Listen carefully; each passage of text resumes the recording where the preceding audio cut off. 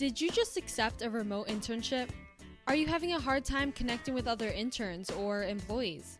Working remote is not easy, especially as an intern. So we're going to talk about some of the ways to succeed in your new remote position and receive a letter recommendation at the end of the semester.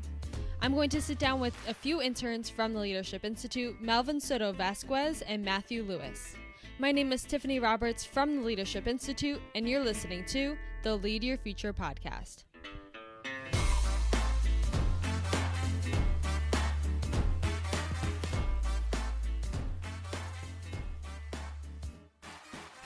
Are you interested in running for office? Want to work on a campaign? At the Leadership Institute, it is our mission to increase the effectiveness of conservative activists and leaders in the public policy process. We offer over 40 different trainings, including campaign management school, on-camera TV trainings, and writing workshops. If you want to make a difference in public policy, visit leadershipinstitute.org.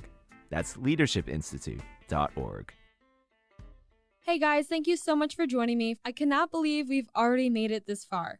If you're enjoying these episodes and this podcast, please click the subscribe button.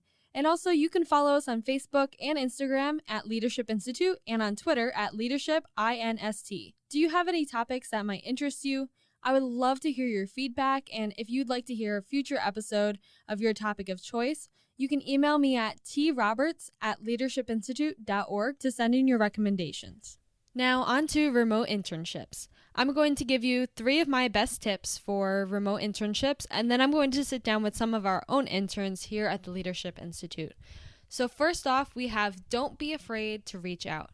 I think one of the most valuable things from back when I interned was being able to reach out to anyone and sit down with anyone and have coffee with them. Everyone in my organization was always willing to chat, and they were always happy to mentor me with any questions I had. As a remote intern, though, that's not as easy. You have to be willing to take that extra step to reach out to people you probably have never met before or even seen. You lost the ability to have those water cooler conversations with people, so you have to find ways to make that happen over video chat instead. It's important to take that step and reach out to people. The worst thing that can happen is they say no and that they're too busy. But the best thing that can happen is they end up finding you that full-time job you've been looking for. Now, tip number 2, communicate. This is so important. When you're in the office, it's really easy to just be able to yell across the room at your boss and ask them a question, or just walk over the office and bug them for a little bit. But you lose all of that when you go remote. So don't be afraid to ask those same questions.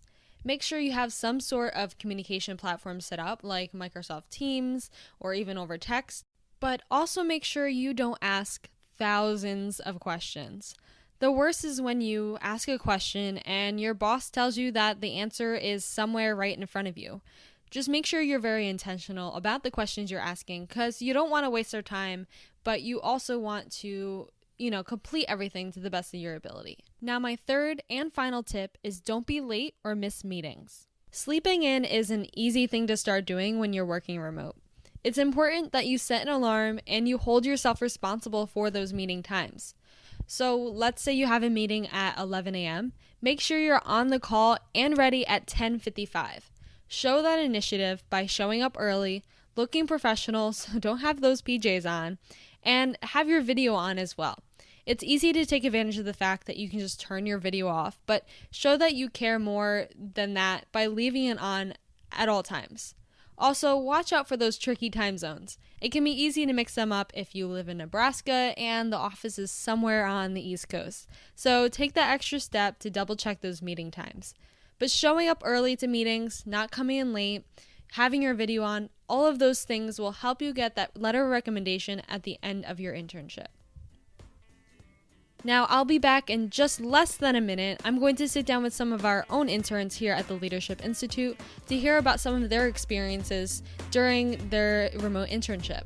Thank you so much for listening, and don't forget to hit that subscribe button. My name is Tiffany Roberts, and you're listening to the Lead Your Future podcast.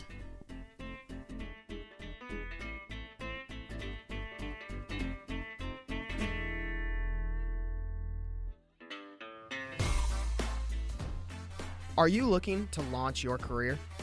Do you want to gain real, professional experience while sharpening your media skills? Then apply today to be a Studios intern here at the Leadership Institute. As a Studios intern, you'll master Adobe programs and get behind-the-scenes access to media professions across the board. Just go to leadershipinstitute.org and click on the Career tab to learn more. That's leadershipinstitute.org and click on the Career tab to learn more.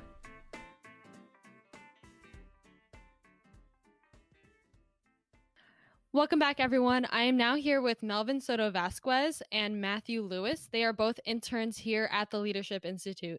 Thank you guys so much for joining me. Thank you for having me. Thank you, Tiffany. So can you both of you just tell me what you do here at the Leadership Institute in your internship? What are your roles? Melvin, you can go first.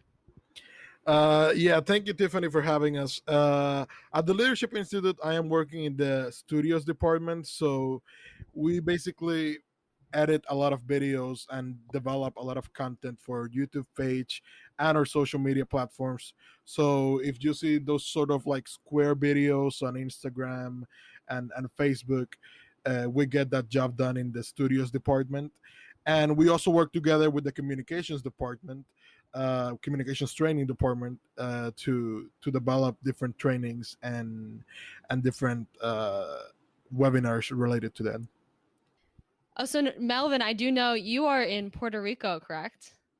That is correct. So we're doing this internship remotely. It's the first completely remote internship by the Leadership Institute, and we've been like the pilot class, but it has been really fun and a really great experience. And it's really hot there as well, isn't it? It is really hot. It's about 100 degrees every day. So you have to fight with that. Oh, that's horrible. I can never do it. Well, thank you, Melvin. I'm happy to have you here. Matthew, could you tell us a little bit about what you do in your internship and where you're located? Yeah, so I'm from just south of Boston, Massachusetts. So I've been working remotely from here, doing work for the External Affairs Department. So I've been building content for the social media pages, a lot of posts that you see on Twitter, Facebook, Instagram, from the various LI accounts. That is either me or my supervisor. We work and we build out content for that, putting out campus reform stories and different things like that, the conservative jobs of the week. So yeah, I do a lot of that stuff with social media. We also work on marketing emails. So different marketing emails that you see. Most people do write those themselves, but we edit them and we make sure we get them blasted out to everyone that would need to see those. Well, thank you, Matthew. I'm happy to have you here. I just kind of want to start off and get kind of both of your 2 cents on what it's like being remote and how it's like not being able to go in the office. How have you been able to keep motivated? So staying motivated is definitely a challenge when working from home. Going into an office, you have your own space, and it's a workspace that you psychologically associate with work, so it's a lot easier to get work done. So a big key to being productive at home is just having that space where you only do work. So whether that's a desk in your room, I mean, it could be a space as small as that, or preferably a different room. Depending on what your situation is, just make do with what you have and just dedicate a space as small as it might have to be, or as much as you can to working from home. And you can be way more productive when you dedicate a space solely to that instead of browsing social media or playing video games or whatever. Just have a completely separate space, and it's very helpful for productivity. Adding to what Matt is saying, another thing that is really important is to set up your schedule correctly and to kind of organize your time.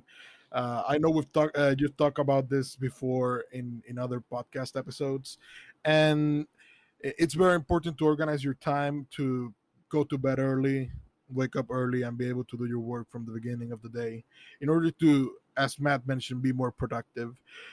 So it, at least for us, it was a little bit challenging getting used to it at the beginning, but the Leadership Institute has done everything to make this experience better and to improve it every day. And I'm pretty sure for the next interns class, whether they're at the Sacker House and at the Stephen PJ building, or whether they're remotely, it's gonna be a blast. So you mentioned kind of creating that schedule. What have your hours been like? Are you working 9 to 5, or are they kind of all over the place? I know one of our coworkers, he loves working at 2 a.m. Is that something you guys have made a habit of? What has that kind of been like for you guys?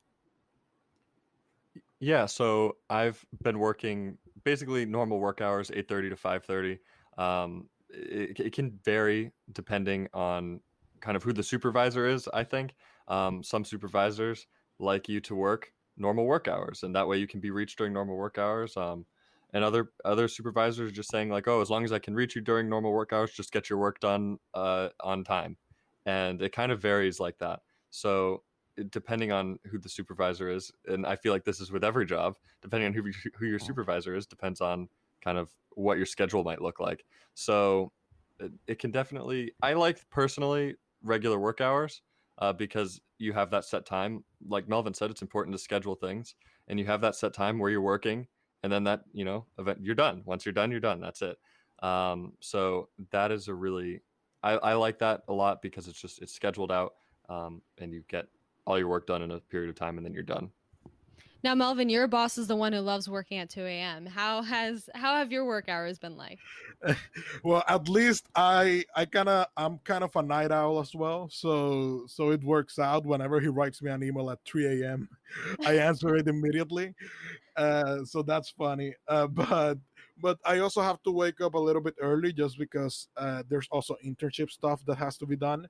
So whether it's book discussion or speaker series events or success in the workplace events, we have to have, like, there are specific hours during the morning or at noon.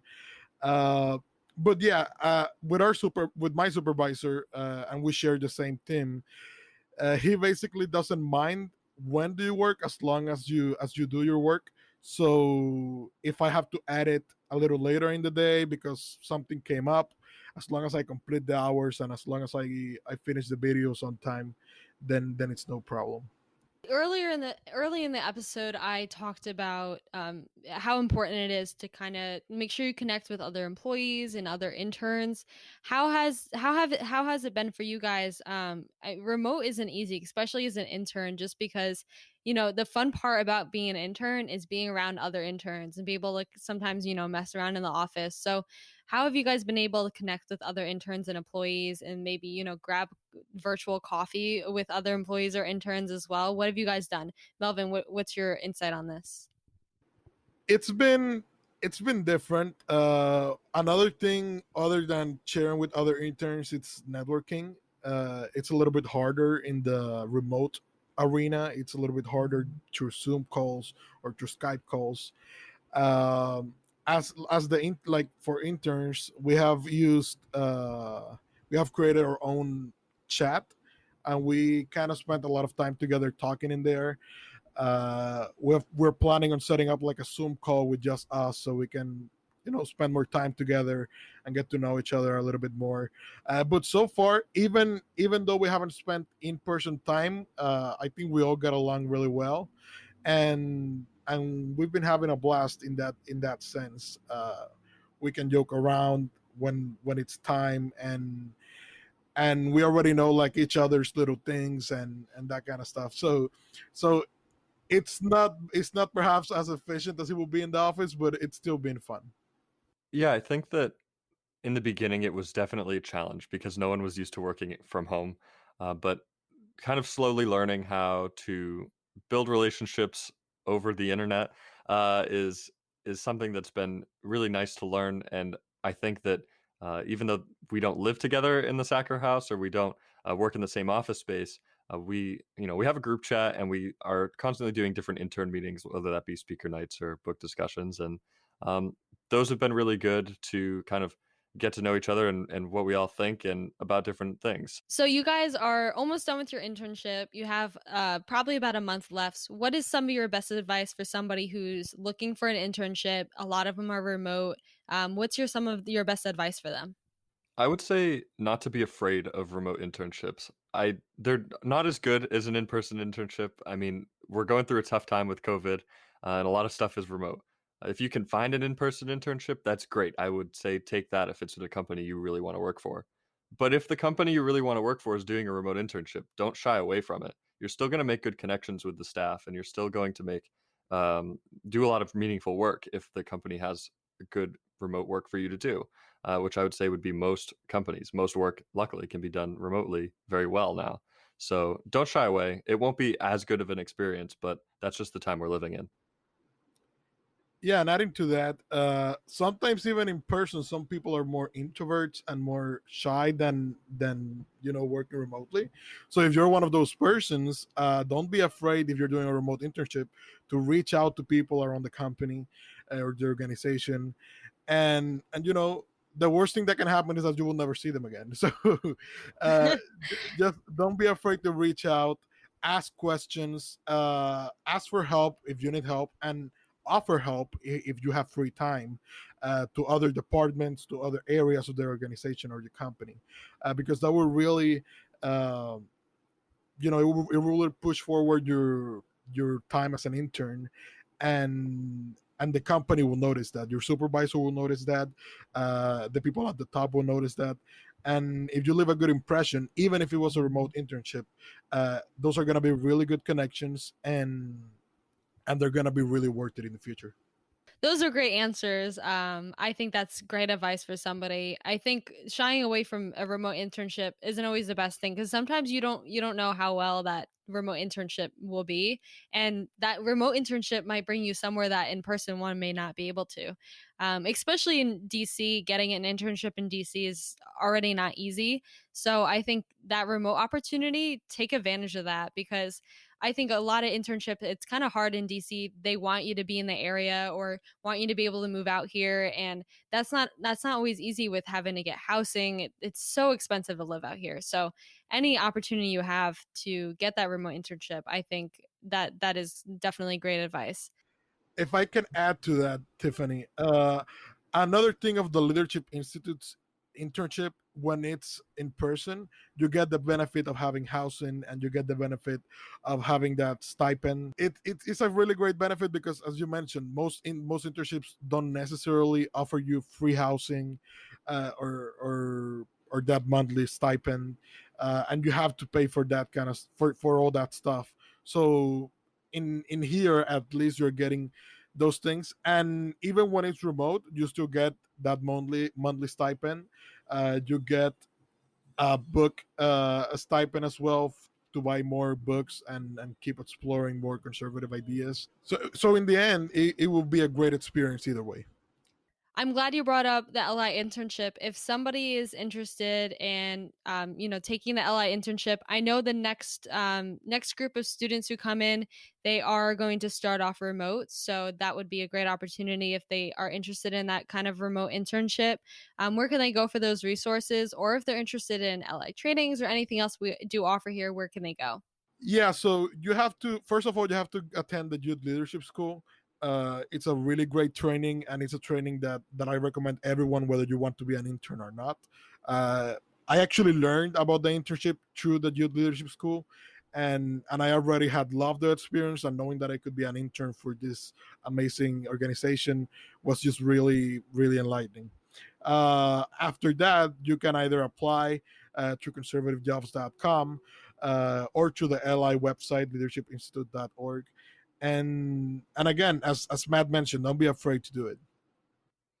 Yeah, so again, like Melvin said, go to leadershipinstitute.org/internship. That'll bring you right to the information page with all of the internship details, and there's a link that will click you through to conservativejobs.com to apply. You need a resume and a cover letter and a couple other informational things on conservative jobs that you need to fill out. It's a really easy application process, and if you do well in the YLS, you get priority for the internship. So really go for it. Like, try hard when they give you the homework.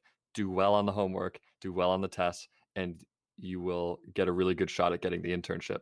And because it's in DC and LI is a very well connected organization, it will really open your doors into the DC world. Even if you don't want to work for LI as a career, that's okay. They're connected to all kinds of different conservative organizations because that's the nature of the company. So they can help you get different connections all over the place in DC. Can you actually expand on what conservative jobs is? Yeah, on conservative jobs, there are not only is there the Leadership Institute internship program, but there are jobs from all kinds of different conservative organizations. They post jobs. It's totally free for employers and for prospective employees. And you just go on, and there's listings of all kinds of different jobs with different skill levels, entry levels, more advanced positions, and you can apply for any of those totally for free. So make sure to check that out if you're looking for opportunities in the DC area or all around the country. Well, thank you so much, guys, for joining me. I'm so happy to have you here. You're one of my favorite interns here at the Leadership Institute, but don't tell any of the other interns that I said that. But I'm happy to have you here, and I wish you a lot of luck with the rest of your internship, and hope you guys do really well and find a job after it's over. Thank you, Tiffany. Thank you, Tiffany. It's been great working with all of you. Thank you so much for listening to this episode of the Lead Your Future podcast. If you like this episode, please subscribe, share, or leave a 5-star rating on iTunes, Spotify, Overcast, or wherever you get your podcasts. It is the Leadership Institute's mission to increase the number and effectiveness of conservative activists and leaders in the public policy process. That's why I bring you on-camera TV trainings, public speaking workshops, debate workshops, speech writing workshops, and so many more. If you're interested in taking one of these trainings, feel free to check out our website at leadershipinstitute.org/training. The Lead Your Future podcast is produced and edited by Tiffany Roberts with support from Jared Cummings. Advertisements by Alexander Chang and Christopher Olson. Executive produced by David Fetter and Morton Blackwell. If you want to learn more about the Leadership Institute and see behind-the-scenes photos, follow us on Instagram, Twitter, and subscribe to Leadership Institute on YouTube.